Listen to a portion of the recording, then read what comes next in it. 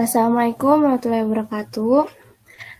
Saya dari Sri Kartika Putri. Saya ingin mempresentasikan tentang pelaksanaan advokasi promosi kesehatan keselamatan kerja.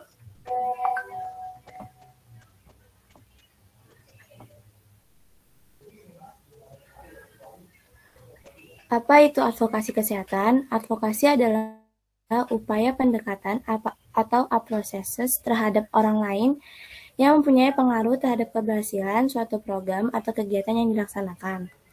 Advokasi di bidang kesehatan mulai digunakan dalam program kesehatan masyarakat pertama kali oleh WHO pada tahun 1984 sebagai salah satu strategi global pendidikan atau promosi kesehatan. WHO merumuskan bahwa dalam mewujudkan visi dan misi promosi kesehatan secara efektif menggunakan 3 strategi pokok, yaitu yang pertama ada advokasi, kedua ada social support, yang ketiga ada environment. Tujuan advokasi promosi ketiga untuk mengubah kebijakan program atau kedudukan atau stance dari sebuah pemerintah, institusi, atau organisasi. Advokasi pada hakikatnya adalah apa yang ingin kita ubah, siapa yang akan melakukan perubahan, dan seberapa besar dan kapan perubahan itu bermula. Tujuan advokasi secara umum, yang pertama memberikan penyuluhan kepada pekerja tentang kesehatan di tempat kerja. Kedua, memberitahukan akan pentingnya menjaga lingkungan di sekitar. Ketiga, menginformasikan adanya penyakit yang berbahaya di tempat kerja. Keempat, menginformasikan penanggulangannya. Kelima, dan menginformasikan suatu ilmu kesehatan yang belum diketahui pekerja. Keenam, ada menciptakan lingkungan kerja yang kondusif. Ketujuh, ada memastikan peraturan perundang-undangan yang adil dan dapat dipertanggungjawabkan secara administratif. Kedelapan, ada meningkatkan pengawasan pelayanan bagi pekerja. Dan terakhir, mempercepat modifikasi produktivitas pekerja. Tujuan advokasi melalui media. Yang pertama, mengemas baik-baiknya definisi isu kesehatan yang sedang ditangani. Kedua, ada mengemas kembali definisi lainnya tentang isu kesehatan tersebut yang kiranya akan merupakan penghambatan program perusahaan. Ketiga, mengenalkan dan menekankan informasi terbaru tentang isu kesehatan. Keempat, ada mengurangi atau menekan jumlah liputan media dari oposisi kita. Kelima, ada meningkatkan kredibilitas advokat. Yang terakhir, menurunkan kredibilitas oposisi kita. Sasaran advokasi. Advokasi efektif harus menentukan target yang teridentifikasi secara tepat untuk menjawab setiap permasalahan. Target atau sasaran advokasi terdiri target orang dalam dan target orang luar. Orang dalam adalah kelompok sasaran yang merupakan pembuatan peraturan maupun kebijakan. Sedangkan orang luar adalah kelompok sasaran yang berpotensi mendukung pencapaian tujuan advokasi.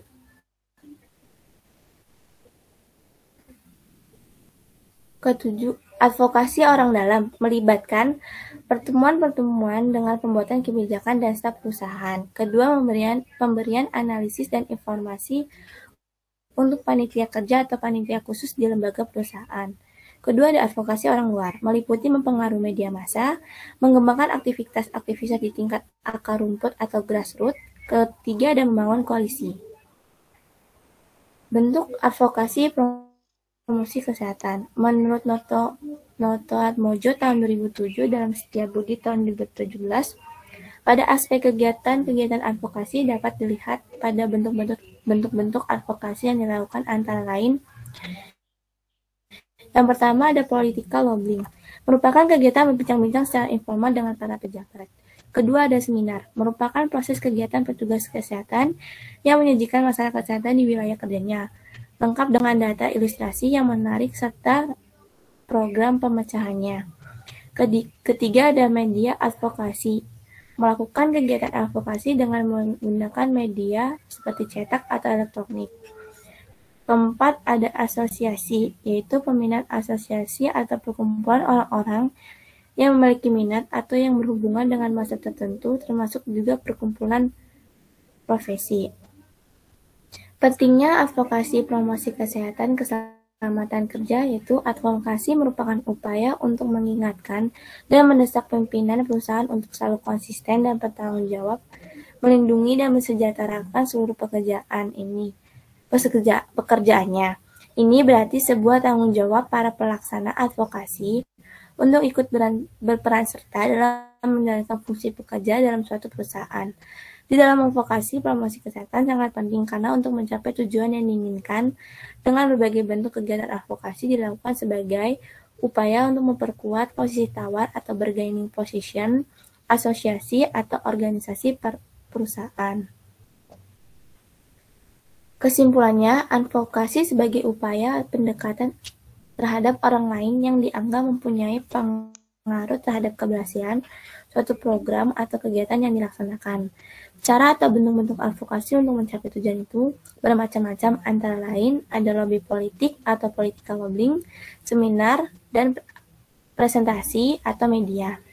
Perkumpulan atau asosiasi peminat secara inklusif terkandung tujuan-tujuan advokasi, yakni political commitment, policy support, social acceptance, and system support.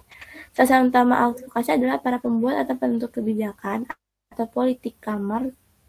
politika makers dan para pembuat decision makers pada masing-masing tingkat administrasi pemerintah, dengan maksud agar mereka menyadari bahwa kesehatan merupakan aset sosial, politik, ekonomi, dan sebagainya.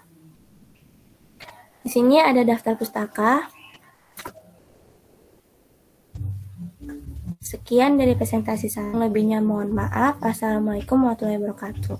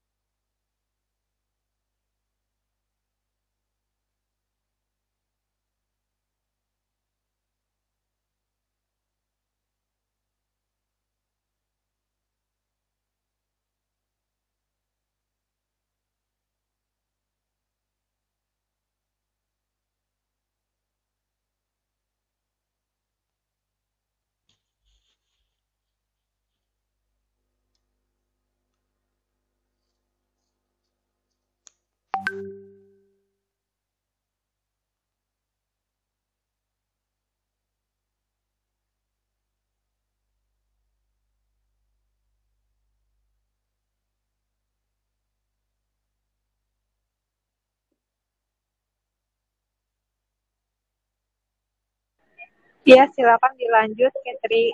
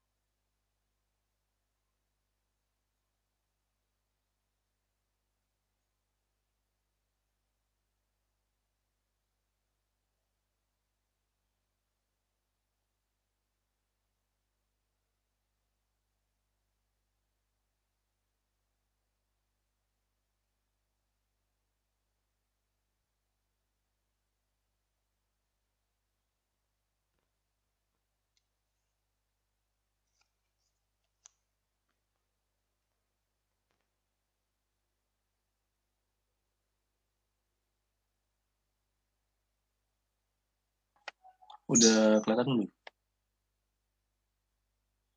Udah Dan.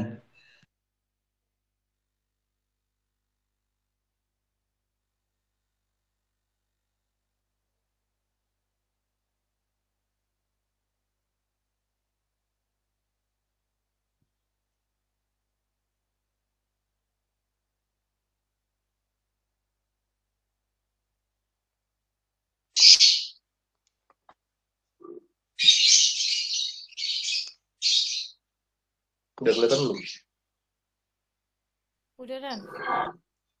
Oke.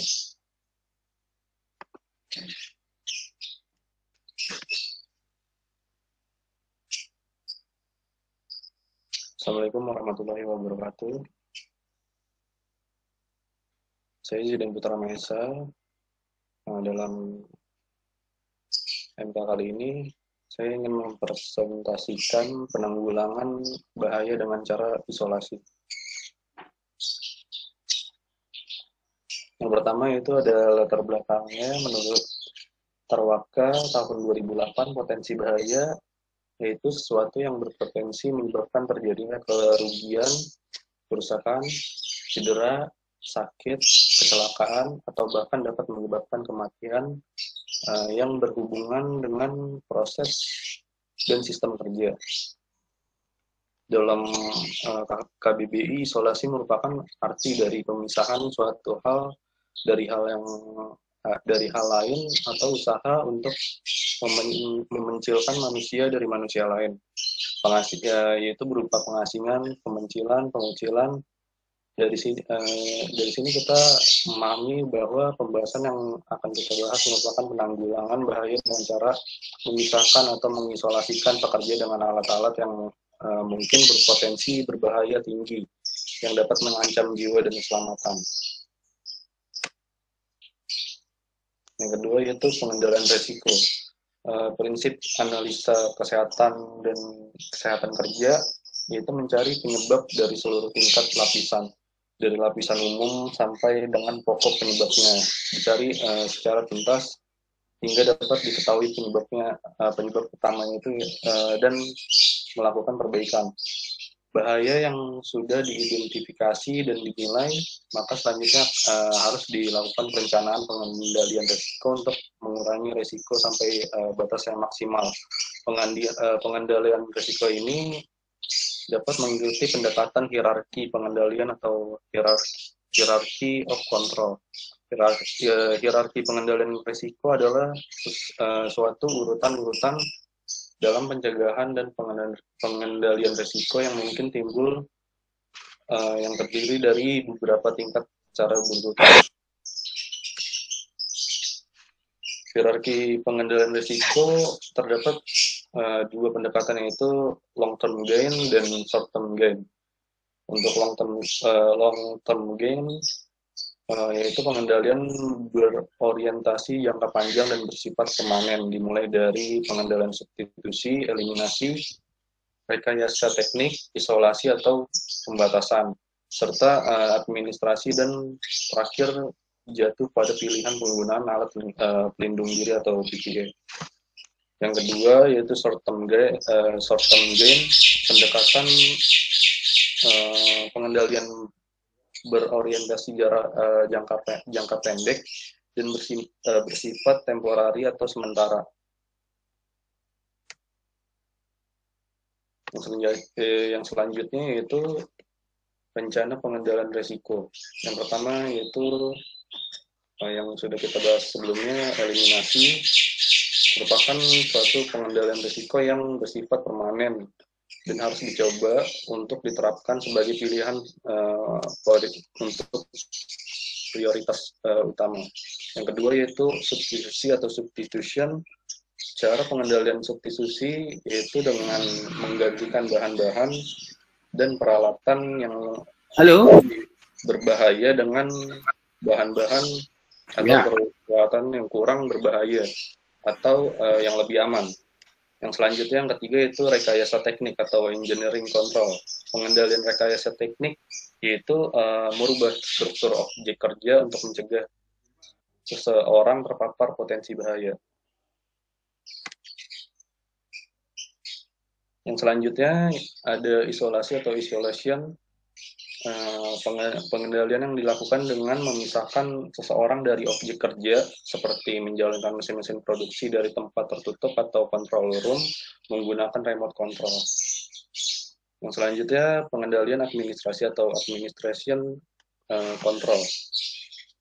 Pengendalian yang dilakukan dengan menyediakan suatu sistem kerja yang dapat mengurangi kemungkinan seseorang terpapar potensi bahaya yang tergantung dari perilaku pekerjanya dan memerlukan pengawasan yang teratur untuk dipatuhinya.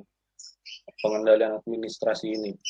Yang selanjutnya itu yang terakhir alat pelindung diri atau administration atau PPA ya, salah nulis. Alat pelindung diri yang digunakan untuk membatasi antara terpaparnya tubuh dengan potensi bahaya yang diterima oleh tubuh pekerja. Dalam tindakan pencegahan kecelakaan kerja harus diletakkan pengertian bahwa kecelakaan merupakan risiko yang melekat pada setiap proses atau kegiatan yang berhubungan dengan pekerjaan. Pada setiap proses atau aktivitas pekerjaan selalu ada risiko kegagalan atau risk of failure. Saat kegagalan kerja atau work accident terjadi, seberapapun kecilnya, akan mengakibatkan efek kerugian atau loss. Oleh karena itu, maka sebisa mungkin dan sedini mungkin kecelakaan atau potensi kerja harus dicegah atau dihilangkan atau setidaknya kita kurangi dampaknya. Yang selanjutnya itu ada materi pelabelan tanda berbahaya barang atau barang berbahaya. Labelan barang berbahaya ini merupakan salah satu upaya agar pekerja terpisah dan berhati-hati dalam menggunakan barang bahaya tersebut. Pelabelan bahaya merupakan pemberian tanda berupa gambar atau simbol, huruf atau tulisan, kombinasi keduanya, atau bentuk pernyataan lain yang disertakan pada bahan berbahaya, dimasukkan ke dalam, ditempelkan, atau merupakan bagian kemasan bahan berbahaya sebagai keterangan atau penjelasan yang berisi nama sediaan atau nama dagang, nama bahan aktif, isi atau berat, metal, kalimat peringatan atau tanda simbol bahaya. Serta yang terakhir yaitu petunjuk pertolongan pertama pada kecelakaan. Pelabelan bahan kimia merupakan salah satu cara penting untuk mencegah penyalahgunaan atau penanganan yang dapat menyebabkan cedera atau sakit. Dalam transportasi, bila kemungkinan terjadi kecelakaan, maka sangat penting dalam keadaan darurat untuk mengetahui risiko dari zat-zat tersebut.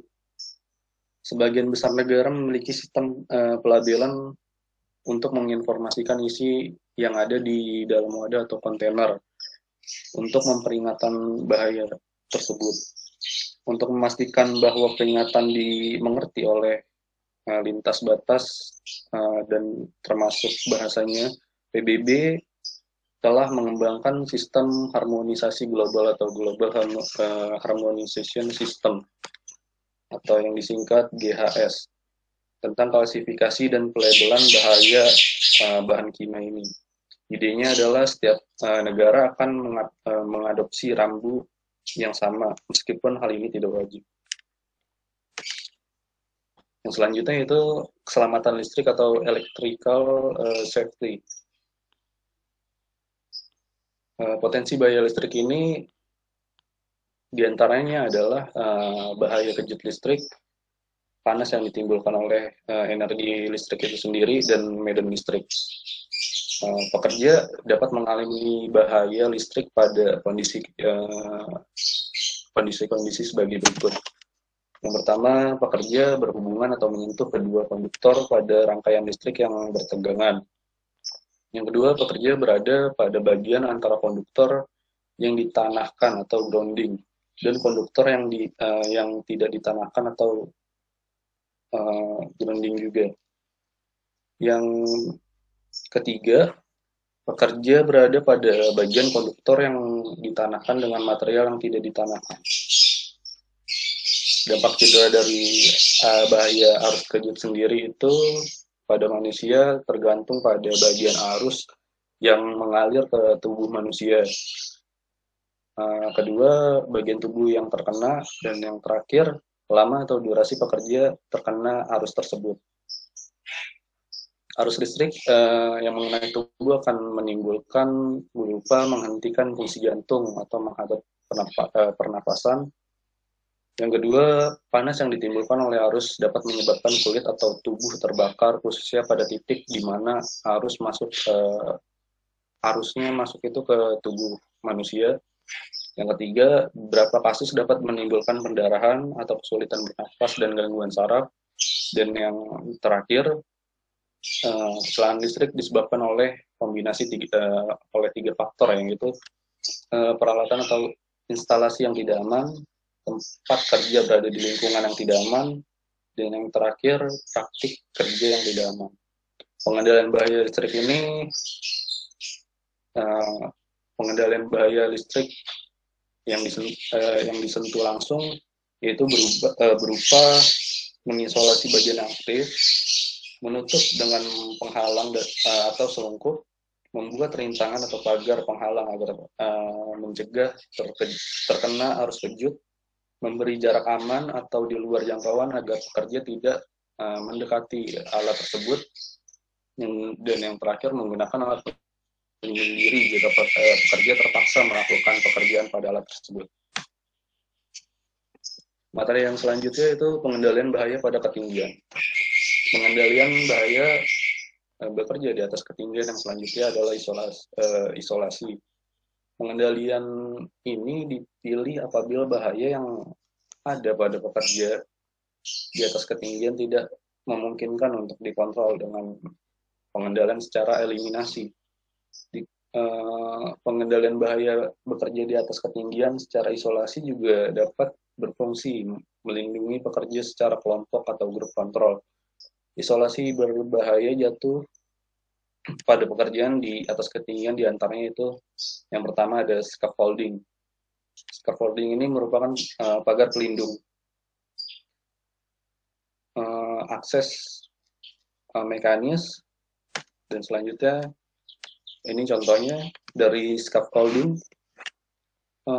Penggunaan ranca atau scaffolding merupakan cara paling umum digunakan untuk menyediakan platform yang aman bagi suatu pekerjaan yang dilakukan pada ketinggian.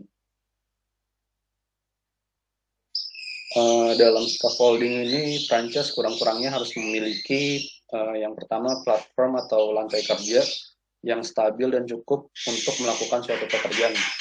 Akses yang aman dan kokoh. Ketinggian platform yang paling atas tidak boleh lebih dari 3 kali ukuran bagian dari dasar scaffolding. Yang kedua yaitu ada pagar pelindung. Pagar pelindung berfungsi untuk mencegah pekerja dan barang-barang atau peralatan yang terjatuh. Pagar pengaman ini harus dipasang pada area di mana adanya potensi jatuh baik pekerja atau maupun material. Dan yang terakhir ada akses mekanis. Akses mekanis merupakan peralatan mekanis yang digerakkan dengan mesin yang digunakan sebagai sarana untuk pekerjaan di atas ketinggian. Akses mekanis ini dapat berupa mobile elevating work platform, work forklift yang dilengkapi lantai kerja atau platform, dan vehicle extension arm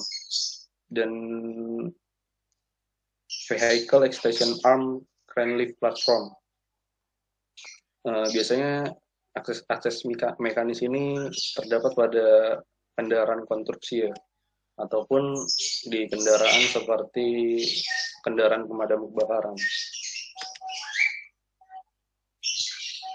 Materi yang selanjutnya yaitu pengendalian bahaya akibat kebisingan. Kebisingan adalah semua suara yang tidak dikehendaki yang bersumber dari alat-alat atau proses produksi dan alat-alat kerja yang pada tingkat tertentu dapat menimbulkan gangguan pendengaran. nilai ambang batas kebisingan yang telah ditetapkan yaitu sebesar 85 desibel menurut Himpunan Peraturan Perundang-undangan Kesehatan tahun 1999. Menurut Sudirman dan Semakmur tahun 2014, terdapat beberapa efek bising terhadap manusia, yaitu efek auditory, yaitu dua tipe, temporary threshold shift atau TTS yang bersifat sementara, dan noise induced permanent threshold shift atau NIPTS yang bersifat menetap. Kedua yaitu efek non-auditory yang merupakan semua efek terhadap kesehatan dan kesejahteraan yang disebabkan oleh pemaparan bising, kecuali pada efek organ pendengaran dan efek karena masking dari auditory informasi. Kesimpulan, yang pertama, penanggulangan bahaya dengan cara isolasi merupakan upaya pencegahan bahaya dan risiko kerja melalui konsep melakukan opsi pencegahan kedua setelah opsi eliminasi tidak memungkinkan. Yang kedua, penanggulangan bahaya dengan cara isolasi di tempat kerja juga sangat perlu diterapkan agar perusahaan tidak mengalami kerugian atau loss akibat kecelakaan kerja yang mengakibatkan keluarnya biaya tidak terduga oleh perusahaan, hilangnya waktu jam kerja karyawan, cedera permanen pada pekerja, serta hilangnya nyawa pekerja. Ini berikut referensi yang saya ambil untuk pembuatan materi presentasi saya.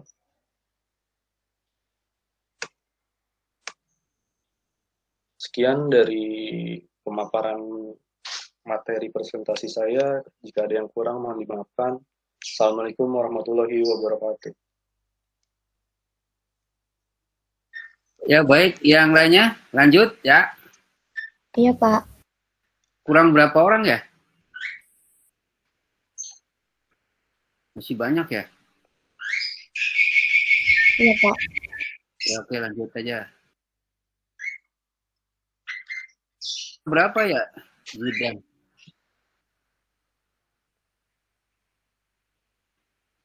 Pertemuan keberapa ya, Kartika?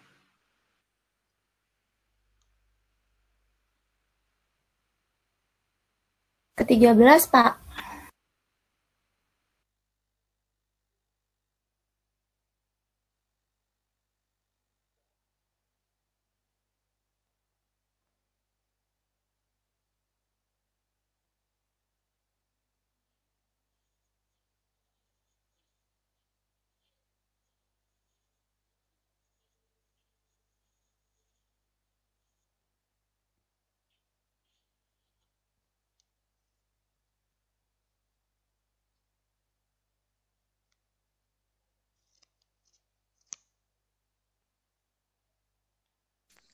Assalamualaikum warahmatullahi wabarakatuh. Di sini saya akan membahas tentang faktor penyebab dan pengendalian kecelakaan kerja sektor minyak industri.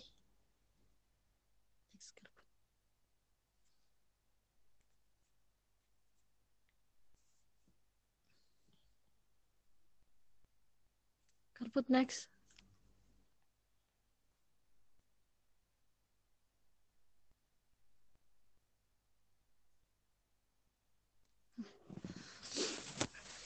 Yang pertama, ada pendahuluan. Keselamatan dan kesehatan kerja merupakan salah satu upaya perlindungan yang ditujukan kepada semua potensi yang dapat menimbulkan bahaya, agar tenaga kerja dan orang lain yang berada di tempat kerja selalu dalam keadaan selamat dan sehat.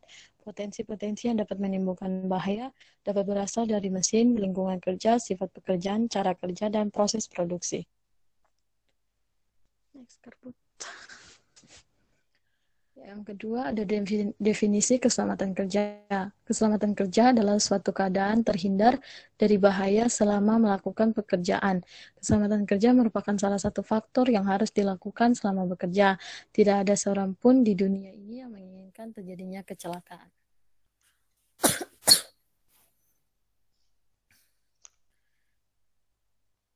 Definisi kecelakaan kerja. Kecelakaan kerja adalah kecelakaan yang terjadi berhubungan dengan kerja, termasuk penyakit yang timbul karena hubungan kerja. Demikian pula kecelakaan kerja yang terjadi dalam perjalanan ke dan dari tempat kerja. Kecelakaan kerja merupakan kejadian yang tidak terduga dan tidak diinginkan, baik kecelakaan kerja akibat langsung pekerjaan maupun kecelakaan yang terjadi pada saat pekerjaan sedang dilakukan. Next, Kabut. Definisi industri minyak industri. Minyak industri merupakan bahan yang paling penting di dunia dewasa ini sebagai sumber energi. Minyak bumi merupakan sumber penggerak berbagai mesin, motor, mesin diesel, mesin jet untuk pesawat terbang, serta mesin-mesin lain untuk penggerak industri. Kerja kegiatan hilir minyak industri.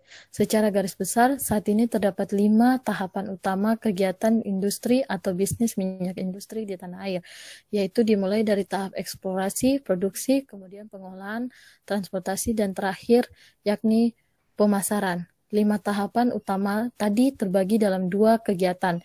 Yang pertama hulu, yang kedua hilir. Kegiatan hulu minyak industri. Kegiatan hulu minyak industri merupakan bagian terpenting karena pada bagian tersebut merupakan cikal bakal alur bisnis minyak industri. Tahap eksplorasi pada kegiatan hulu meliputi survei seismik, studi geologi, studi geofisika, serta penguburan eksplorasi. Sering juga disebut penguburan pembuktian. Merupakan titik awal kejadian hulu minyak industri. Seluruh tahapan tadi bertujuan untuk menemukan area baru yang mengandung cadangan minyak industri. Ketika tahap eksplorasi berhasil menemukan cadangan minyak industri yang sesuai dengan standar yang diinginkan, maka selanjutnya akan dilakukan tahap produksi. Kegiatan hilir minyak industri.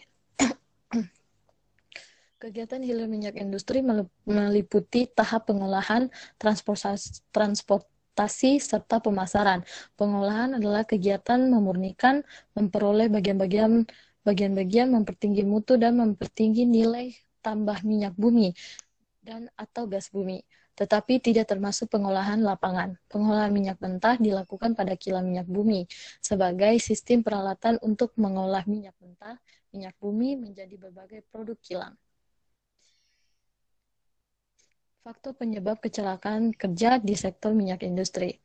Pada unit NSO, kecelakaan tertinggi terletak pada material kimia, yaitu sebesar 50%, dan metode kerja ILO mengungkapkan bahwa 85% unsur penyebab utama kecelakaan adalah dari faktor manusia, dan 15% merupakan faktor kondisi yang berbahaya. Upaya pengendalian kecelakaan kerja di sektor minyak industri. Yang pertama, mengurangi faktor risiko kebakaran dari sumber. Yang kedua, penanggulangan kedaruratan termasuk fasilitas komunikasi dan medis. Yang ketiga, mematuhi peraturan K3.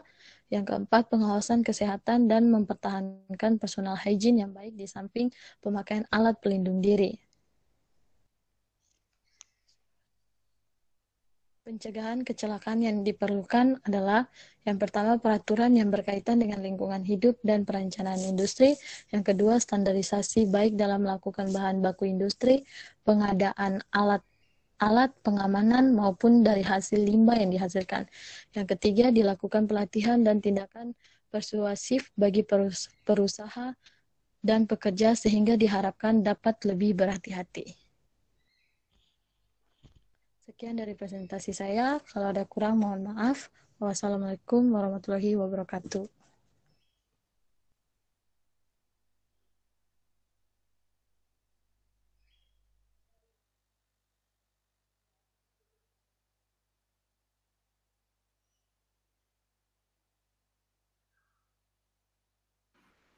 Ya, lanjut ya.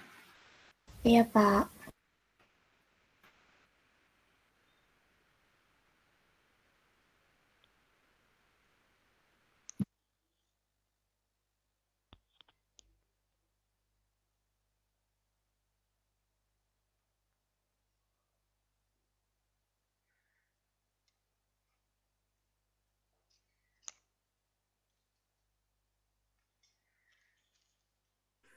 Assalamualaikum warahmatullahi wabarakatuh.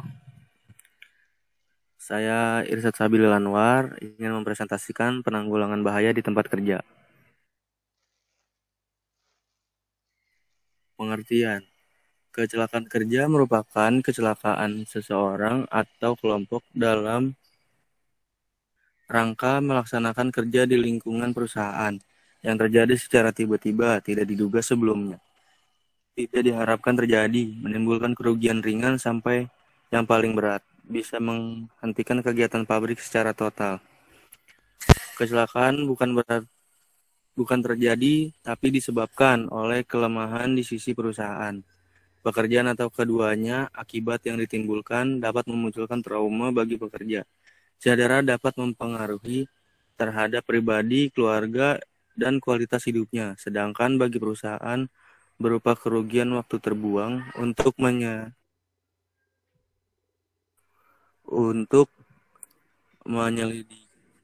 penyelidikan dan terburuk biaya untuk proses hukum.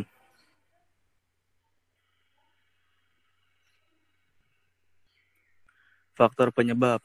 Penyebab kecelakaan kerja dapat dikategorikan menjadi 4 faktor, yaitu faktor manusia. Misalnya karena kurangnya keterampilan atau kurangnya pengetahuan, salah penempatannya. Yang kedua, faktor material atau bahan atau peralatan.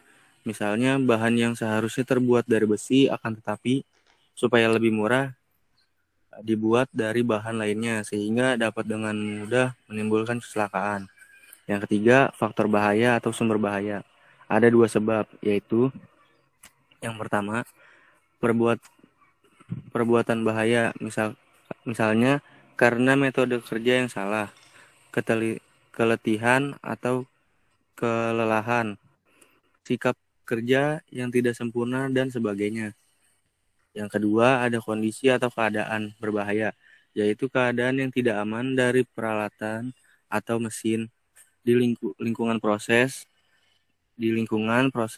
sifat pekerjaan. Yang keempat, yang dihadapi misalnya kurang pemeliharaan atau perawatan mesin-mesin atau peralatan sehingga tidak dapat bekerja dengan sempurna. Dampak akibat. Menurut Husni 2010-153, akibat dari kecelakaan kerja ini dapat dikelompokkan menjadi 2, yaitu yang pertama, kerugian yang bersifat ekonomis, antara lain kerusakan atau kehancuran mesin, peralatan, bahan, dan bangunan. Ada biaya pengobatan dan perawatan korban. Ada tunjangan kecelakaan, ada hilangnya waktu kerja. Yang kedua, kerugian yang bersifat non-ekonomis pada umumnya berupa penderitaan manusia, yaitu tenaga kerja yang bersangkutan, baik itu merupakan kematian, luka atau cedera berat, maupun luka ringan. Suatu kecelakaan bukanlah suatu peristiwa tunggal. Kecelakaan merupakan hasil dari serangkaian penyebab yang saling berkaitan. Misalkan kita melakukan tindakan keselamatan kerja yang benar, maka kita tidak akan ada kecelakaan.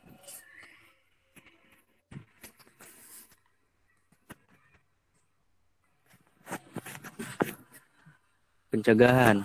Kecelakaan kerja dapat dicegah dengan memperhatikan beberapa faktor, antara lain sebagai berikut. Faktor lingkungan. Lingkungan kerja memenuhi persyaratan pencegahan kecelakaan kerja, yaitu yang pertama, memenuhi syarat aman, meliputi hygiene umum, sanitasi, ventilasi udara, pencahayaan, dan penerangan di tempat kerja, dan pengaturan suhu udara ruang kerja. Yang kedua, memenuhi syarat keselamatan, meliputi kondisi gedung dan tempat kerja yang dapat menjamin keselamatan. Yang ketiga, memenuhi penyelenggaraan ketata rumah tanggaan, meliputi pengaturan penyimpanan barang, penempatan, dan pemasangan mesin, penggunaan tempat dan ruangan. Yang B, faktor mesin dan peralatan kerja. Mesin dan peralatan kerja harus didasarkan pada perencanaan yang baik dengan memperhatikan ketentuan yang berlaku. Perencanaan yang baik terlihat dari baiknya pagar atau tutup pengaman pada bagian-bagian mesin atau perkakas yang bergerak, antara lain bagian yang berputar. Bila pagar atau tutup pengaman telah terpasang, harus diketahui dengan pasti efektif tidaknya pagar atau penutup pengaman tersebut, yang dilihat dari bentuk dan ukurannya yang sesuai terhadap mesin atau alat serta perkakas yang terhadapnya. Keselamatan pekerja dilindungi. C. Perlengkapan kerja. Faktor perlengkapan kerja. Alat pelindung diri merupakan perlengkapan kerja yang harus terpenuhi bagi pekerja. Alat pelindung diri ini berupa pakaian kerja, kacamata, sarung tangan, yang semuanya harus cocok ukurannya sehingga menimbulkan kenyamanan dalam penggunaannya. D. Faktor manusia.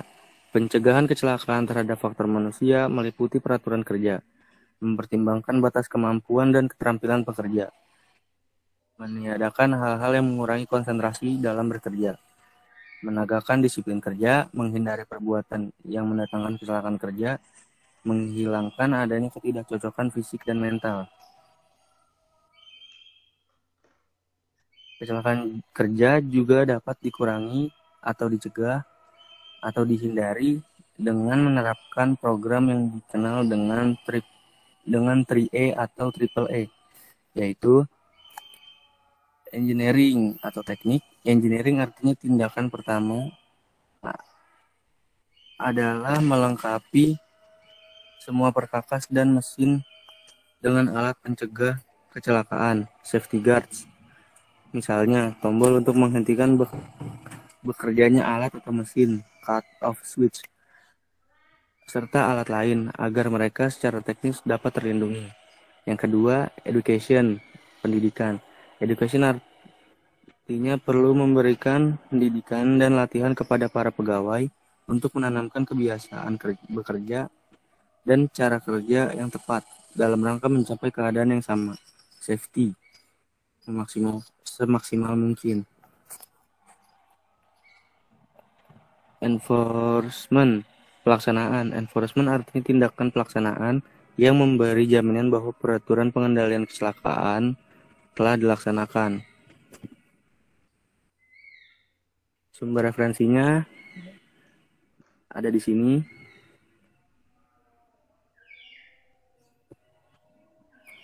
Next. Terima kasih. Sekian penjelasan dari saya. Bila ada salah kata, mohon maaf. Wassalamualaikum warahmatullahi wabarakatuh.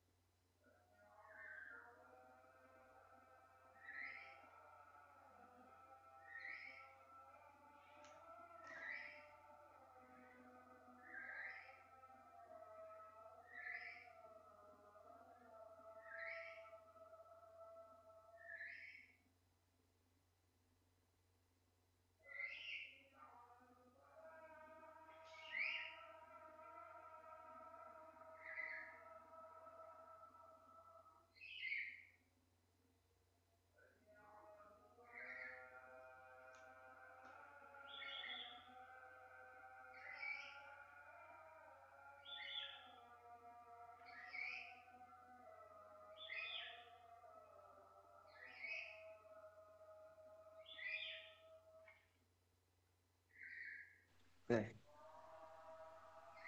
Baik, saya akan mempresentasikan tentang penanggulangan bahaya di industri manufaktur.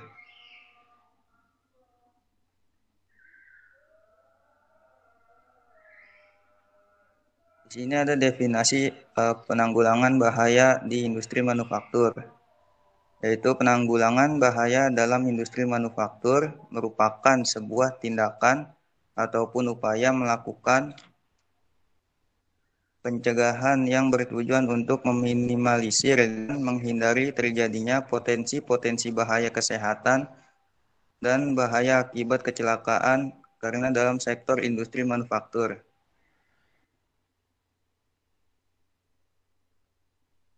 Ini ada definisi industri manufaktur. Industri manufaktur merupakan sebuah badan usaha atau perusahaan yang memproduksi barang jadi dari bahan baku mentah dengan menggunakan alat, peralatan, mesin produksi, dan sebagainya dalam skala produksi yang besar. Selain dari bahan mentah menjadi barang jadi, perusahaan manufaktur juga mencakup industri yang dapat mengolah barang mentah menjadi barang setengah jadi atau barang setengah jadi menjadi barang jadi seutuhnya.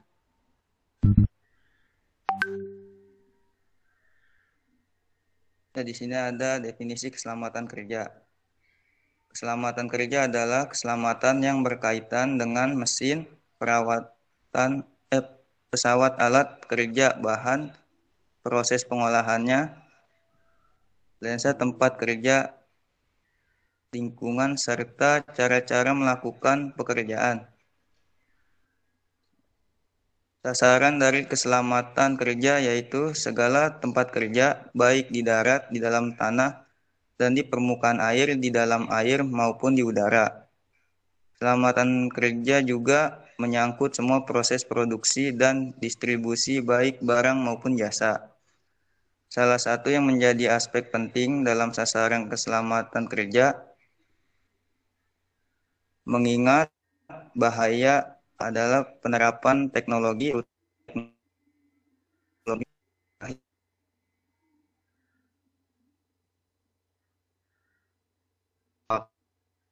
keselamatan dari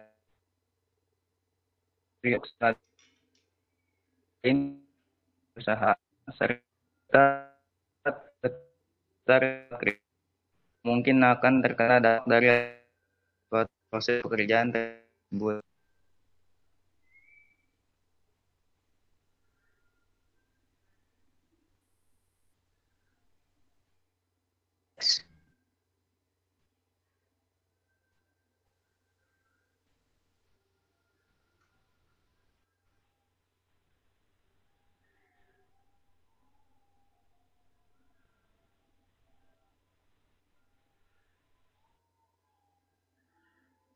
Selanjutnya ada kecelakaan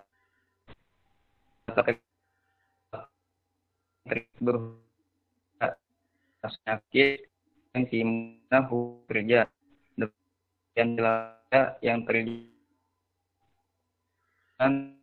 dan dari kecelakaan kerja merupakan dia kerja diingin baik kecelakaan akibat kecelakaan maupun kecelakaan pada jalan turut gunakan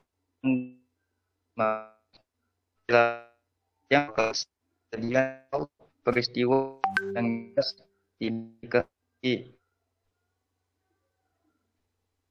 kali tidak kerja yang waktu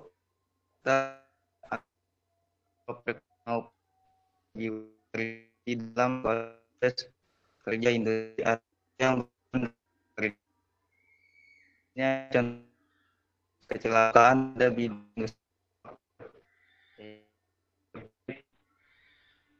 terkait berkontak dengan bahan cooling dan lain sebagainya. Next. Di sini kesehatan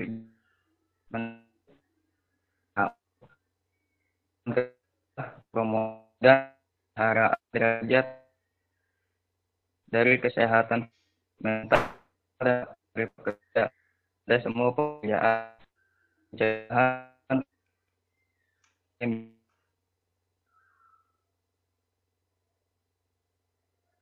pekerjaan mereka dari resiko yang tentang penampilan suatu lingkup sesuai dengan kemampuan dan kalau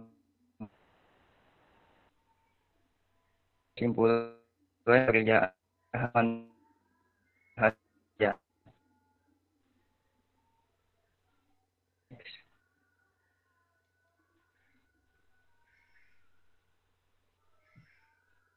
Salah satu dengan atau NAD merupakan yang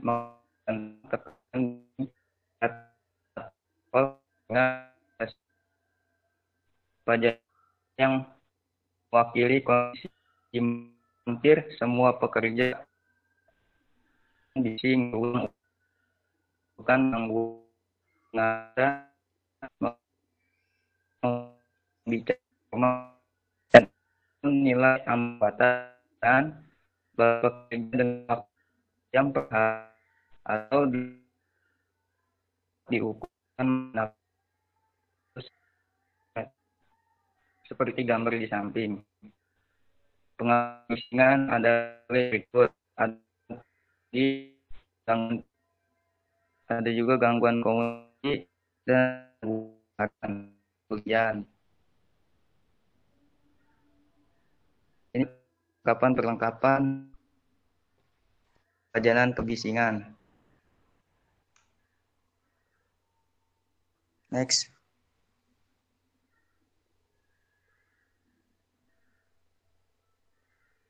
Selanjutnya contohnya itu ada getaran. Frekuensi getaran yang merambat melalui tangan dan lengan akibat penggunaan peralatan yang bergetar biasanya berkisar antara 20 sampai 500 Hz. Frekuensi paling berbahaya adalah pada 128 Hz. Meski begitu, frekuensi getaran antara 50 sampai 20 juga sebetulnya sudah membahayakan bagi pekerja jika penggunaan alat kerja dilakukan secara rutin dalam jangka waktu yang lama. Paparan getaran pada tangan yang disebabkan peralatan atau mesin yang bergetar dalam waktu singkat memang tidak akan berpengaruh. Namun dalam jangka waktu yang lama bagi pekerja akan menimbulkan gangguan atau kelainan berupa kelainan pada peredaran darah dan syaraf. Kerusakan saraf akan mengakibatkan berkurangnya kepekaan pada motorik dan gangguan pada ketangkasan. Selanjutnya ada agnostoris atau jari-jari tangan. Biasanya terjadi di daerah dingin. Penderita akan merasakan kebal pada jari-jari tangan saat bekerja atau saat setelah melakukan pekerjaan atau kebas. Selanjutnya juga ada gangguan tulang, sendi, dan otot.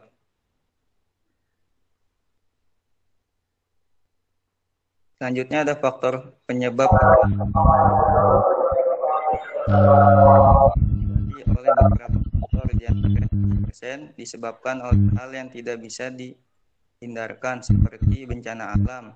Selain itu ada dikarenakan jangkauan atau peralatan yang tidak memenuhi syarat dan 73% yang tidak aman. Mencegah terjadi kecelakaan kerja adalah dengan menghindari terjadinya perilaku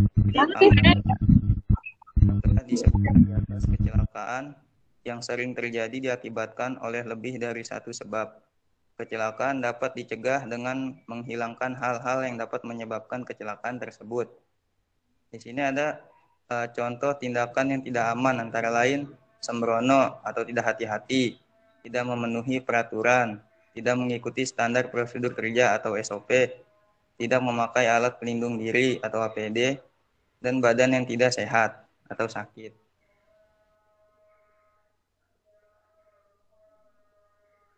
Selanjutnya ada penanggulangan bahaya pada industri manufaktur. Penerapan dalam upaya pencegahan atau penanggulangan bahaya kesehatan dan keselamatan kerja dalam sektor industri merupakan peranan dari tenaga ahli K3. K3 adalah dasar kerja yang harus diutamakan untuk pekerja sehingga mereka bisa meminimalkan adanya kecelakaan kerja di lingkungan kerja yang dapat mengakibatkan kerugian berupa luka ataupun kematian bagi para pekerja. Kesehatan dan keselamatan kerja sudah menjadi hal yang harus diperhatikan oleh perusahaan industri. Oleh karena itu, ilmu K3 harus diterapkan dengan baik. Ada banyak contoh penerapan K3 dalam industri manufaktur.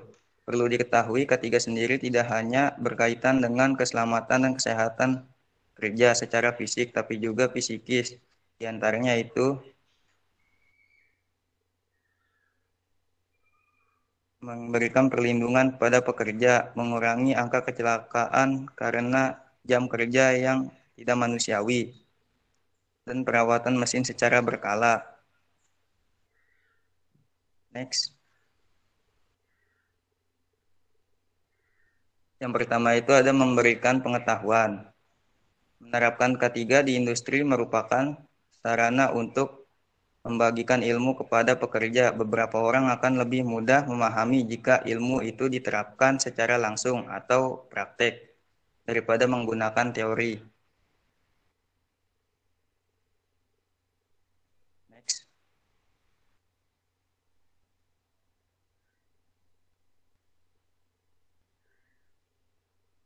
Yang B yaitu memberikan perlindungan kepada pekerja.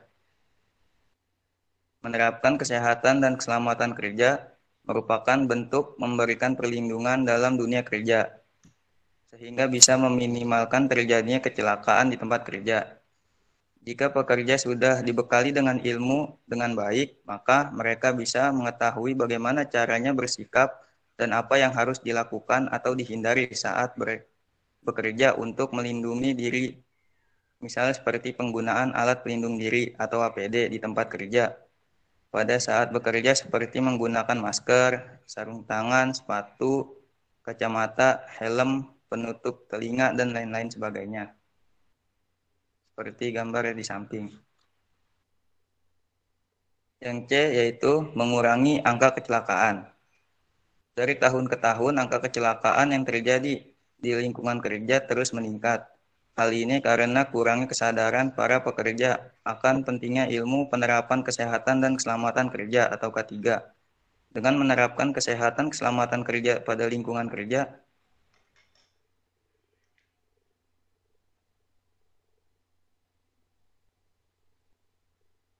karena sudah melakukan protokol kerja yang aman dan terlindungi. Selanjutnya ada jam kerja yang tidak manusiawi. Penerapan K3 yang mungkin terdengar sepele, tapi nyatanya sangat berpengaruh terhadap kondisi pekerja. Jam kerja yang baik atau manusiawi dapat menyebabkan terjadinya kecelakaan kerja bagi pekerja akibat kelelahan. Jam kerja yang tidak manusiawi juga dapat membantu menjaga kesehatan bagi pekerja itu sendiri. Menurut pasal 77 Undang-Undang Nomor 13 Tahun 2003 yang mengatur tentang ketentuan dalam jam kerja, yakni 40 jam kerja dalam kurun waktu 1 minggu, baik untuk pengaturan 7 jam kerja apabila ditetapkan dalam kurun waktu 6 hari kerja, maupun 8 jam kerja bila ditetapkan dengan 5 hari kerja. Jika melebihi aturan tersebut, maka waktu kerja dapat dikategorikan sebagai lembur, sehingga pekerja berhak atas hak lemburnya.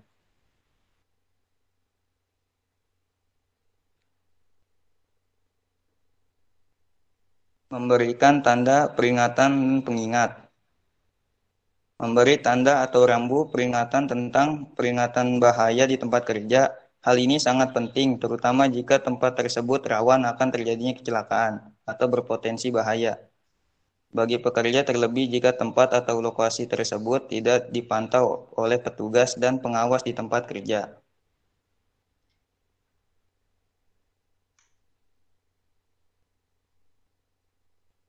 Selanjutnya ada perawatan mesin. Dalam sektor industri yang pada umumnya banyak menggunakan mesin-mesin atau pembantu produksi, maka perawatan dan pencegahan terhadap mesin juga perlu dilakukan.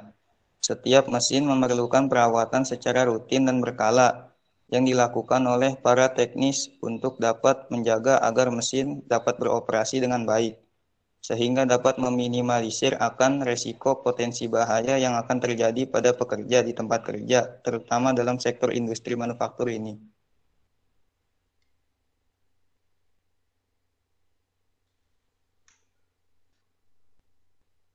Selanjutnya ada konsep Arab. Yang pertama itu ada antisipasi. Antisipasi adalah kegiatan untuk memperkirakan, memprediksi, dan mengestimasi potensi bahaya atau hazard dan risiko yang mungkin ada di tempat kerja sebagai akibat atau dampak dari aktivitas kerja tersebut. Selanjutnya ada rekognisi. Rekognisi adalah kegiatan untuk mengenali bahaya atau hazard lingkungan yang lebih detail dan lebih komprehensif, menggunakan metode yang sistematis untuk hasil yang objektif dan bisa dipertanggungjawabkan. Bahaya yang dimaksud berhubungan dengan pekerjaan dan pemahaman mengenai akibat terhadap para pekerja atau orang di sekitarnya. Yang ketiga ada evaluasi. Evaluasi adalah proses pengambilan keputusan yang hasilnya adalah laporan tingkat bahaya atau hazard dalam industri. Terhadap penilaian atau evaluasi lingkungan ini dilakukan dengan pengukuran, pengambilan sampel, dan analisis di laboratorium secara kuantitatif dan terinci, serta membandingkan hasil pengukuran tingkat bahaya dengan standar yang berlaku. Yang terakhir ada pengendalian. Pengendalian adalah proses untuk menurunkan tingkat risiko dari kemungkinan bahaya pada pekerja. Metode pengendalian di tempat kerja yang dapat dilakukan ada 6 tahap, yaitu eliminasi, substitusi, isolasi, engineering, kontrol, administrasi, kontrol, dan alat pelindung diri atau APD. Sini ada faktor-faktor pendorong ketiga di industri. Selain itu, dengan adanya penyelenggaraan keselamatan dan kesehatan kerja, manfaatnya tidak hanya dirasakan oleh seorang pekerja, tapi juga perusahaan merasakannya. Hal ini bisa dilihat sebagai mana jika perusahaan itu sendiri sudah menerapkan K3, maka perusahaan itu bisa meningkatkan dan menjaga sebuah proses kerja dan membuat stakeholder bisa meyakini jika prosedur kerja itu dilakukan oleh perusahaan yang telah sesuai dengan standar keselamatan, sehingga kualitas hasil pekerjaannya pun pasti. Terdapat 3 faktor yang mendorong pentingnya penerapan K3 di suatu perusahaan. Yang pertama itu ada perikemanusiaan, yang kedua ada mematuhi peraturan perundang-undangan, dan alasan yang terakhir adalah ekonomi. Selanjutnya ada manfaat terhadap penanggulangan industri. Manfaatnya bagi pekerja yaitu meningkatkan percaya diri, meningkatkan produktivitas, menurunnya resiko penyakit, menurunnya stres, meningkatkan kepuasan dan semangat kerja, meningkatkan pengetahuan pencegahan atas penyakit, meningkatkan kesehatan individu, pekerja meningkatkan kesehatan keluarga. Kecelakaan kerja yang terjadi akan mengakibatkan pengeluaran. Maka karena itu perusahaan perlu menerapkan K3 untuk mencegah terjadinya kecelakaan dalam kegiatan usaha sehingga menghindari terjadinya pengeluaran yang cukup besar atau bahkan bisa merugikan baik di pihak perusahaan dan pihak pekerja. Di sini ada manfaatnya bagi manajemen, meningkatkan, mendukung terhadap PKDTK, citra terhadap perusahaan positif, meningkatnya moral pekerja, menurunnya angka PHK, menurunnya angka absensi, dan meningkatnya produktivitas, menurunnya biaya kesehatan atau asuransi bagi pekerja. Ya, sekian presentasi dari saya. Kurang lebihnya mohon maaf. Assalamualaikum warahmatullahi wabarakatuh.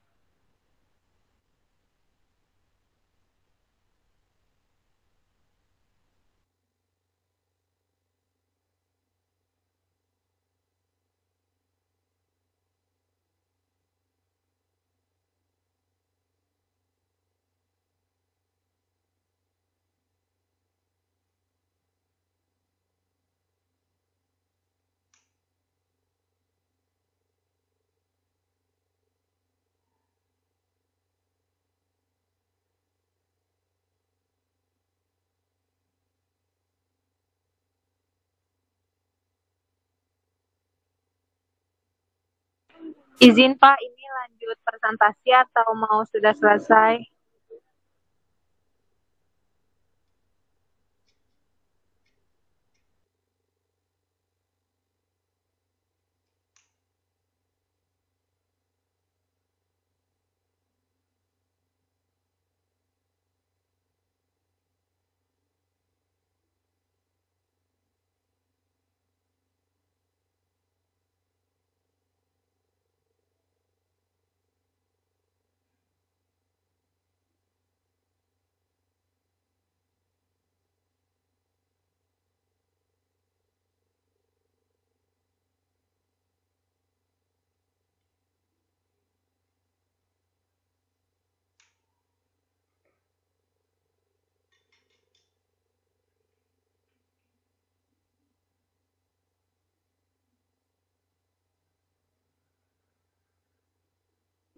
Pak Agus,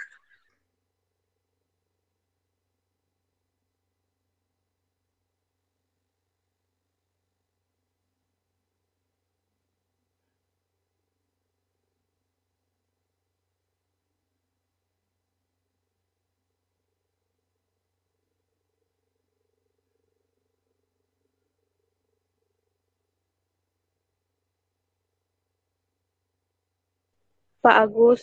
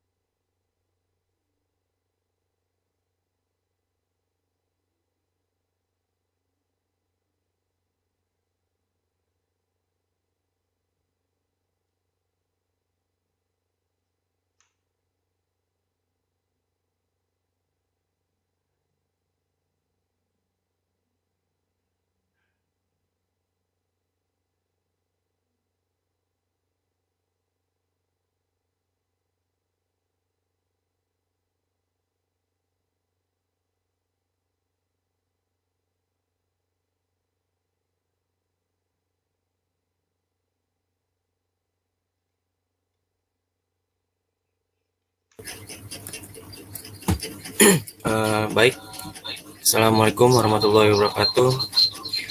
Saya di sini akan mempresentasikan tentang promosi kesehatan di tempat kerja.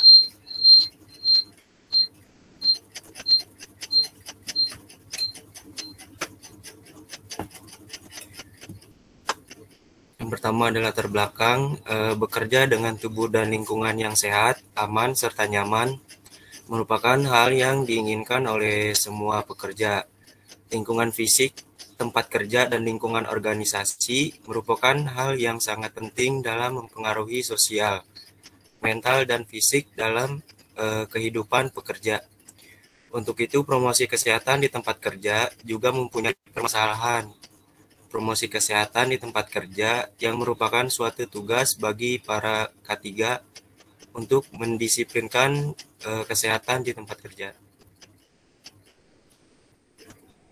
Promosi kesehatan di tempat kerja adalah upaya memberdayakan masyarakat untuk memelihara, peningkatan, dan melindungi kesehatan diri di lingkungan kerja.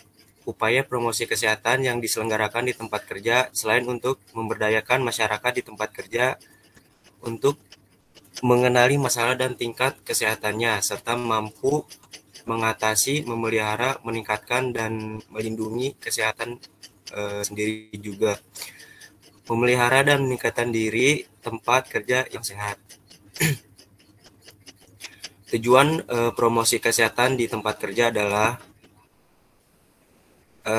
yang pertama, mengembangkan perilaku hidup bersih dan sehat di tempat kerja, menurunkan angka absensi tenaga kerja, menurunkan angka penyakit akibat kerja dan lingkungan kerja, menciptakan lingkungan kerja yang sehat, mendukung dan aman, membantu berkembangnya gaya kerja dan gaya hidup yang sehat. Faktor-faktor yang menentukan efektivitas dan efisiensi promkes di tempat kerja. Yang pertama adalah menerapkan 5R atau S dalam bekerja, mendengarkan tanpa membuat asumsi atau menanyakan langsung secara jelas. Adanya keterampilan pekerja mendengarkan yang buruk pada saat menjelaskan promosi kesehatan disampaikan. Yang keempat, kegagalan untuk membubarkan komunikasi. Terus kurangnya standar dalam berkomunikasi petugas K3 di tempat kerja dengan pekerja lain. 5R atau 5S adalah suatu metode penataan dan pemeliharaan wilayah kerja secara insentif yang berasal dari Jepang yang digunakan oleh manajemen dalam usaha pemeliharaan ketertiban, efisiensi, dan disiplin di lokasi kerja sekaligus meningkatkan kinerja perusahaan atau tempat kerja secara menyeluruh. 5S atau yang dikenal di Indonesia merupakan singkatan yang isinya adalah seiri atau ringkas, saiton atau rapi, seiso atau resik, terus seiketsu atau rawat, terus shitsuke atau rajin. Apabila 5R ini disepelekan oleh para pekerja di tempat kerja, maka menjadi hambatan untuk menciptakan keefisiensian dan keefektifan bagi para pekerja. Yang kedua adalah mendengarkan tanpa membuat asumsi atau menanyakan langsung secara jelas. Komunikasi terbuka untuk interpretasi dan kadang-kadang diartikan salah oleh seiring membuat asumsi berdasarkan informasi yang mereka dengar atau baca. Apakah mereka mendengar atau membacanya dengan benar? Isyarat nonverbal juga mendengarkan orang untuk membuat asumsi yang dapat menghambat komunikasi. Sebagai contoh, seorang karyawan yang menghindari kontak mata dapat menyebabkan orang lain menganggap dia menyembunyikan sesuatu ketika dia mungkin merasa rendah diri atau malu. Yang ketiga, adanya keterampilan pekerja mendengarkan yang buruk pada saat menjelaskan. Promosi kesehatan disampaikan.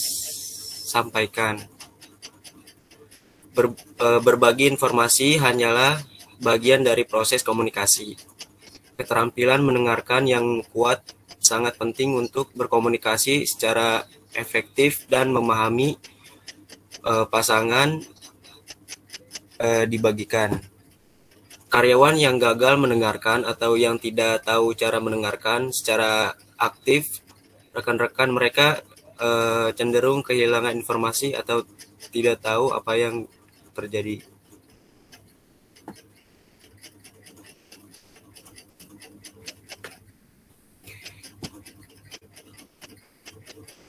Yang keempat adalah kegagalan untuk membubarkan komunikasi.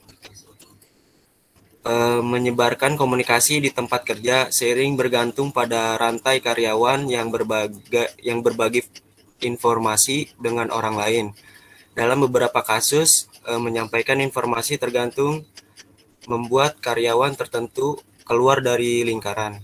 Kegagalan dalam komunikasi dapat menyebabkan terbuangnya waktu pertemuan yang terlewat, duplikasi pekerjaan atau gangguan lain dari luar kerja. Yang kelima adalah kurangnya standar dalam komunikasi petugas K3 di tempat kerja dengan pekerja lainnya. Ketika masalah komunikasi di tempat kerja menurunkan standar, biasanya karena adanya kurangnya konsisten tentang bagaimana dan kapan karyawan berkomunikasi. Merupakan ide bagus untuk membuat kebijakan komunikasi untuk menstandarkan metode yang digunakan untuk berkomunikasi dengan kolega dan pelanggan. Hindari terlalu mengandalkan satu jenis komunikasi. Misalnya hanya menggunakan komunikasi verbal membuat percakapan dan informasi menjadi sulit. Yang selanjutnya adalah hambatan pekerja untuk beradaptasi dalam kegiatan promosi kesehatan. Yang pertama adalah hambatan dalam bahasa. Yang kedua, meragukan motivasi dari manajemen. Yang ketiga, membarengi jam makan siang sambil bekerja karena pekerjaan menumpuk. Yang keempat, terlalu lelah menghabisi bekerja. Yang kelima, kekurangan fasilitas promkes. Yang satu adalah hambatan dalam bahasa. Komunikasi merupakan pendekatan dari berbagai segi dan berbagai disiplin ilmu untuk menggapai berbagai macam sasaran dan berbagai informasi. Dan tidak sangat dianjurkan dengan memakai bahasa daerah dikarenakan para pekerja di tempat kerja tidak hanya satu wilayah atau daerah, tetapi dianjurkan memakai bahasa resmi seperti bahasa Indonesia agar sama-sama memahami promosi kesehatan apa yang disampaikan.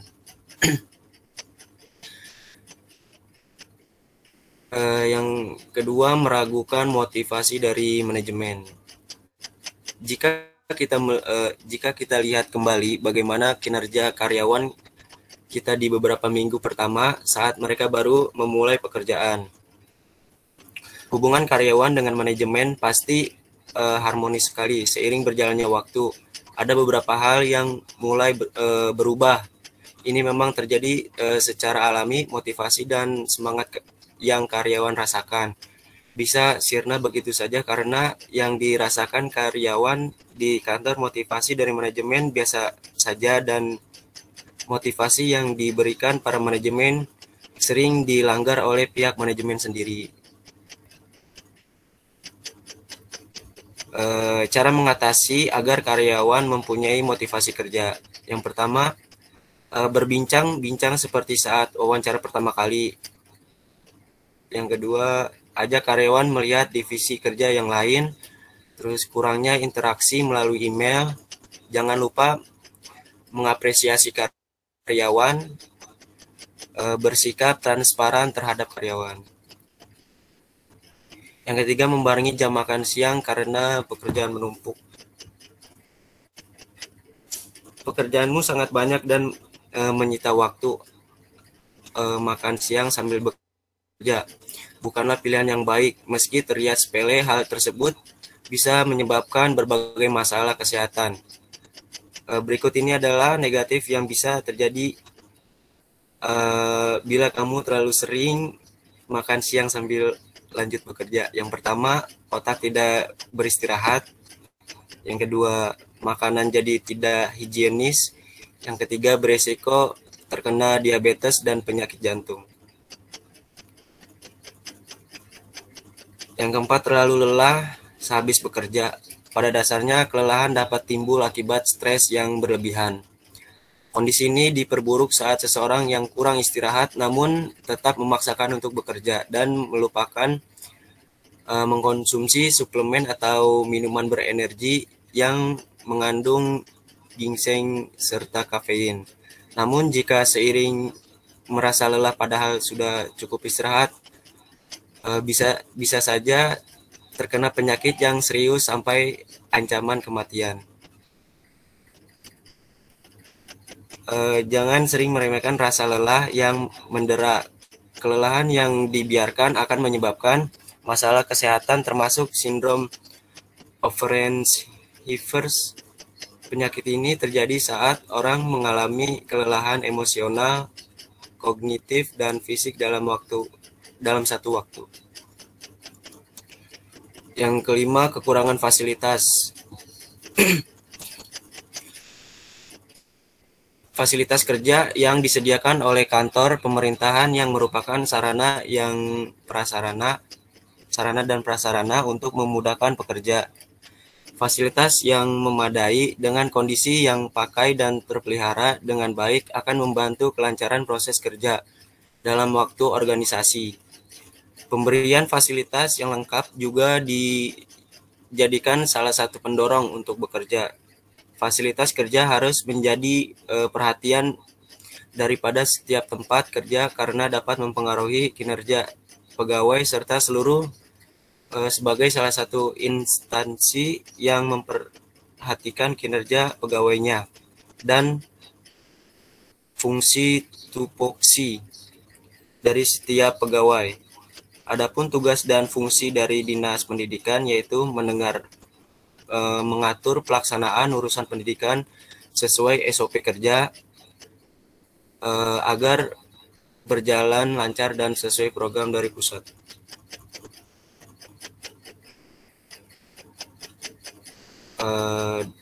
Hal-hal yang menyebabkan perusahaan atau institusi tidak melaksanakan program promosi kesehatan kerja. Yang pertama, kekurangan dana, kekurangan AK3, tidak ada minat, tidak ada komitmen pada manajemen.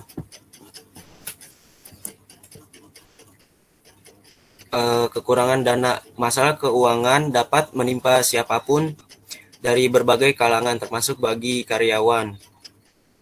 Karyawan yang memiliki masalah keuangan meskipun sifatnya pribadi namun mampu berpengaruh pada pekerjaan juga kesehatannya. Menurut IFEBP report pada 2016 menyatakan stres yang dialami oleh karyawan dari sisi finansial diakibatkan oleh utang atau kredit. Pada data studi yang dilakukan PwC 2017, masalah keuangan karyawan dapat berpengaruh pada produktivitas kerja dan kesehatan.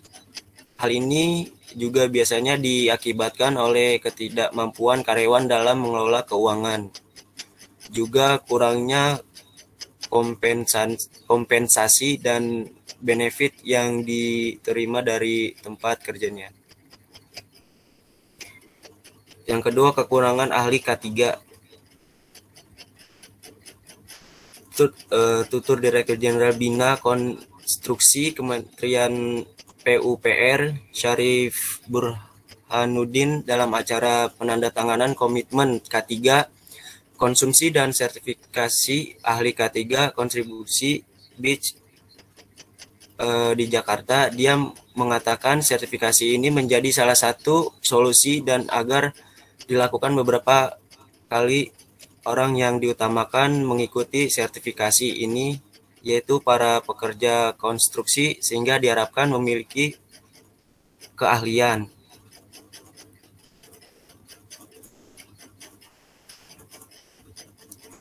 Yang ketiga, tidak ada minat pada pekerja. Mencari pekerjaan yang sesuai dengan minat dan keahlian sungguh sulit sekarang ini. Di sisi lain, dalam era serba canggih ini, ada ribuan, mungkin jutaan lulusan baru yang siap menggantikan. Ini fenomena sosial yang umum terjadi dan dialami oleh hampir semua pekerja entry level. Akan tetapi atasan selalu menuntut kita untuk tetap survive, dan mungkin mereka tidak terlalu peduli apakah ini pekerjaan yang sesuai dengan minat kamu atau tidak. Dengan situasi yang seperti ini, kamu harus bisa beradaptasi di bidang baru dengan baik. Kamu sendiri pasti tidak ingin mendapatkan surat teguran dari perusahaan agar kinerjamu kurang maksimal, atau jauhi teman-teman bekerjamu karena kamu sering mengeluh. Tidak ada komitmen pada manajemen. Perusahaan atau organisasi adalah seluruh karyawan. Semakin banyak karyawan yang menimpa nilai tersebut, maka semakin besar pula komitmen mereka terhadap perusahaan tersebut. Namun apabila seorang karyawan yang tidak memiliki komitmen, maka sebenarnya ia adalah seorang ahli dalam bidangnya, namun ia bekerja dengan setengah hati.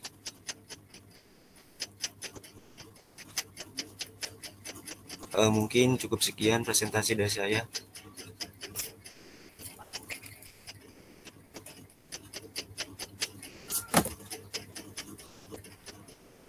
Ya baik, ada lagi yang ini, tinggal berapa ya? Ada Pak. Tinggal berapa? Yang HI tinggal 6 Pak. Kalau yang Promkes tinggal 1 kayaknya Pak. Oh ya, Promkes coba, Promkes ya, 1 ya. Dapat kita lihat nih. Ya, silakan. Iya Pak.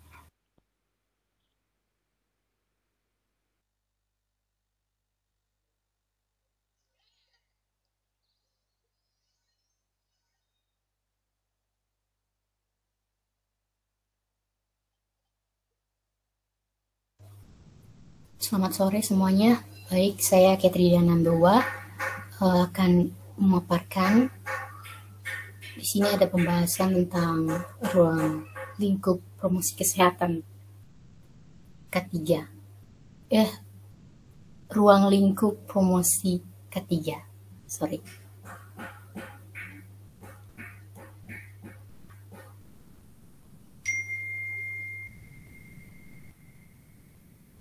Seperti yang kita ketahui,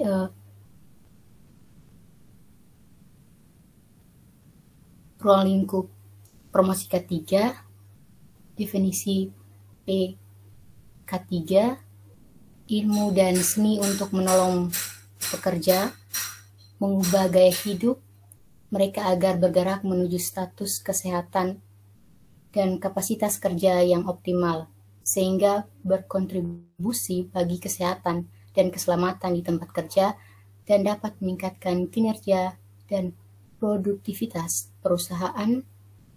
Kesehatan optimal adalah derajat tertinggi dari kesejahteraan fisik, emosional, mental, sosial, spiritual, dan ekonomi. Di sini ada pokok pembahasan, kebijakan upaya kesehatan kerja, strategi upaya kesehatan kerja, pelayanan kesehatan kerja, ruang lingkup kegiatan pelayanan kesehatan kerja, jenis program pelayanan kesehatan kerja, landasan hukum kesehatan kerja, gangguan kesehatan kerja, dan gaya kerja. Lanjut, PJ.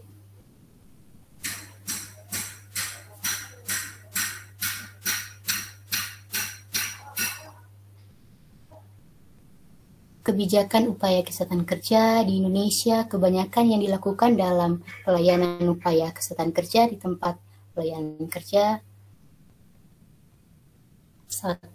UKK dilaksanakan secara paripurna, berjenjang dan terpadu. 2. Pelayanan kesehatan kerja merupakan kegiatan integral dari pelayanan kesehatan pada kesehatan tingkat primer maupun rujukan. 3. Pelayanan kesehatan kerja diperkuat dengan sistem informasi dan surveillance dan standar pelayanan sesuai dengan peraturan undang-undang dan ITEK. 4. Peningkatan mutu pelayanan kesehatan kerja paripurna. 5. Promosi ketiga dilaksanakan secara optimal. 6. Peningkatan koordinasi pelaksanaan UKK pada tingkat nasional, provinsi, kabupaten, kota, kecamatan, dan kelurahan atau desa. 7. Memberdayakan puskesmas sebagai jejaring pelayanan yang efektif di bidang kesehatan kerja pada masyarakat pekerja, utamanya di sektor informal. Contohnya seperti nelayan. 8. Pengembangan wadah partisipasi kalangan pekerja informal, pos UKK sebagai mitra kerja PKM dalam rangka membudayakan kesehatan dan keselamatan kerja atau ketiga.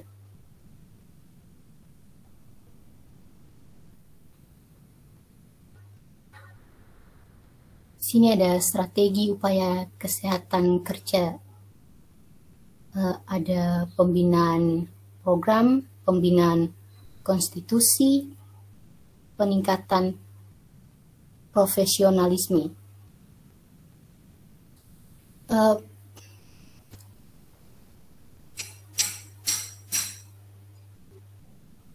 Sini ada pelayanan kesehatan kerja. Pelayanan kesehatan kerja adalah pelayanan kesehatan yang diselenggarakan di tempat kerja dengan tujuan untuk meningkatkan kesadaran, kemauan, dan kemampuan untuk hidup sehat bagi setiap tenaga kerja yang berdampak positif bagi peningkatan produktivitas kerja. Syarat pengadaan pelayanan kesehatan kerja didasarkan pada Undang-Undang Nomor 30 Tahun 2009 tentang Kesehatan,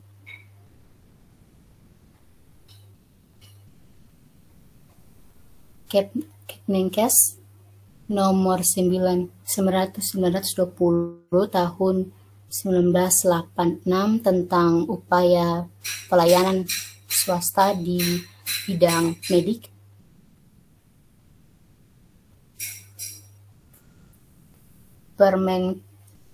Permenaker Trans RI Nomor 3/1982 tentang pelayanan kesehatan kerja, di mana pelayanan kesehatan kerja diadakan tergantung pada jumlah tenaga kerja dan tingkat bahayanya.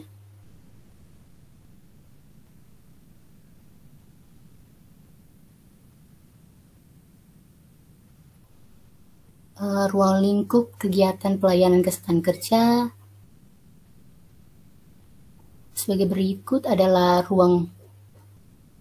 yaitu pemeriksaan dan seleksi calon pekerja dan pekerja, pemeliharaan kesehatan, promotif, preventif, kuratif, dan rehabilitatif, peningkatan mutu dan kondisi tempat kerja, penyelarasan kapasitas kerja, beban kerja, dan lingkungan kerja, pembentukan dan pembinaan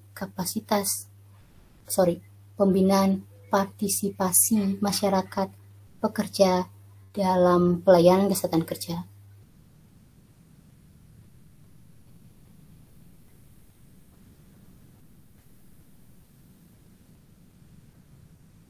Jenis program pelayanan kesehatan kerja ada pelayanan kesehatan kerja promotif, pelayanan kesehatan kerja preventif, pelayanan kesehatan kerja kuratif, pelayanan kesehatan kerja rehabilitatif, pelayanan kesehatan kerja rujukan.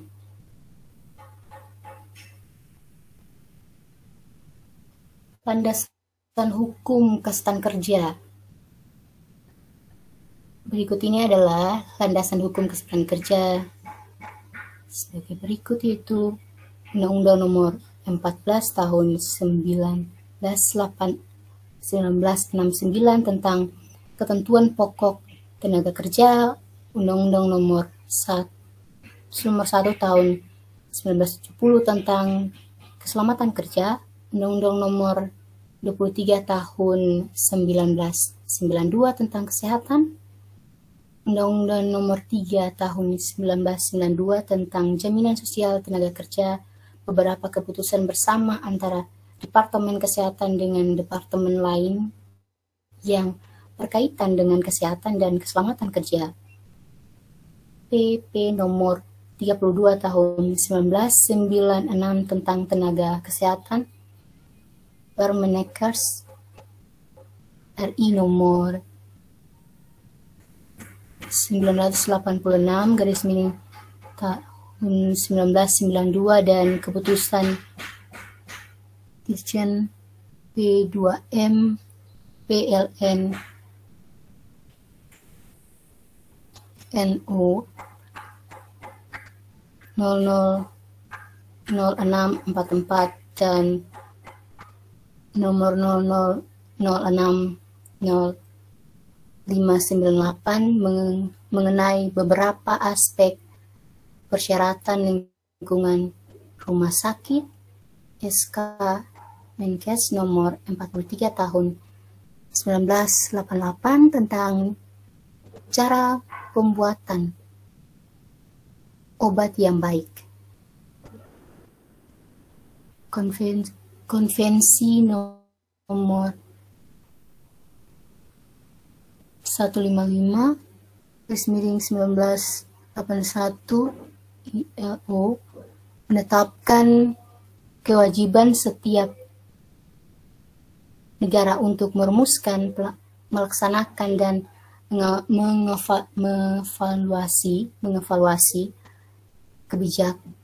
kebijaksanaan nasional di bidang kesehatan dan keselamatan kerja serta lingkungannya.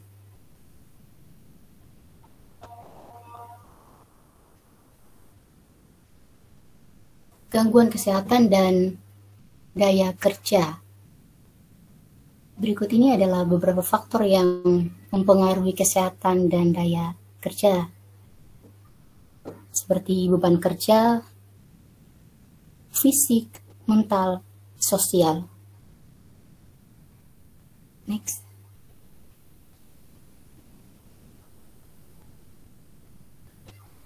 Kesimpulannya,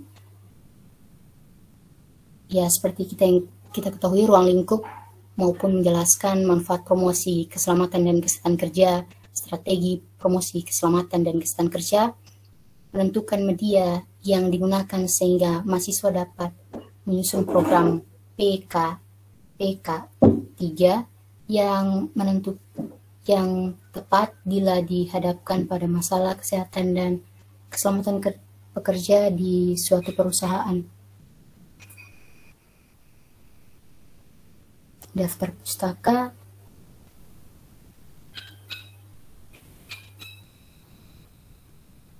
terima kasih untuk PJ yang sudah membantu dan teman-teman semua yang sudah memberikan perhatiannya. Baik ya, saya kira untuk yang hari jam ini promosi ya, saya kira udah cukup. Saya mau klarifikasi kaitan ini apa